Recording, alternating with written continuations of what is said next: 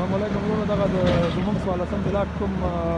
ریپورټ ذکر کړی و انشاءالله کار یې شروع کړی ده او دغه د دیارلسم څوارلسم مابین چلمترا سړک د ډي سړک د یوه نیمه میاشت کېږي چې موږ وکیلانو صاحبانو ته هغه عریضې ورکړې وې انشاءالله نن کار شروع شو او زمونږ د کوڅې نماینده هم راسره ده عزت الله ماشاءالله زه خپله نماینده یم د ځوانانو ډېر ښه او انشاءالله کار الحمدلله او څویم تاریخ ده نن څویم تاریخ د افغانستان شپږم تاریخ ده ماشاءالله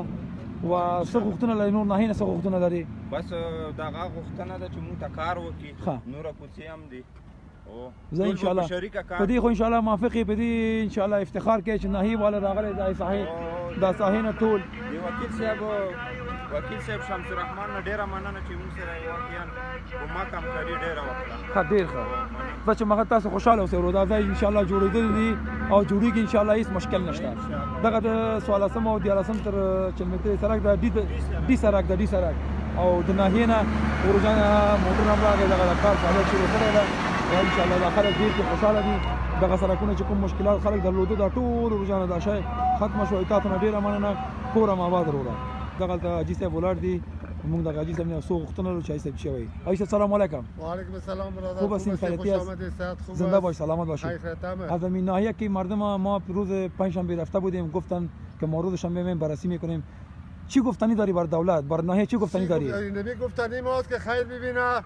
آباد باشه دولت که سرک ما را جور میکند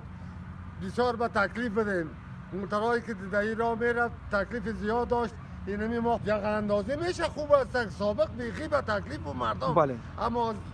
مردم شکایت زیاد داشتن دیگه باش که منتظر برایسه خب برای مخاط مردم شما آسوده شوی طفلا آسوده شوه رفت آمدتان بسیار منظم شوه و خیلی تشکر حاجی صاحب امروز چند شنبه تاریخ چند است تاریخ 6 است امروز خب ماه دلوه خب 6 دلوه جغل اندازی میشه موتورها این خدمت میکنه برادرای ما خدمت میکنه بله این نمیشه مردم خوش هستن چرا خوش نباشه مردم تشکر حاجی صاحب زنده و سلامت باشید تشکر که کمک میکنید با چشم و مردم به آرامی مردم کمک میکنه سلامت باشید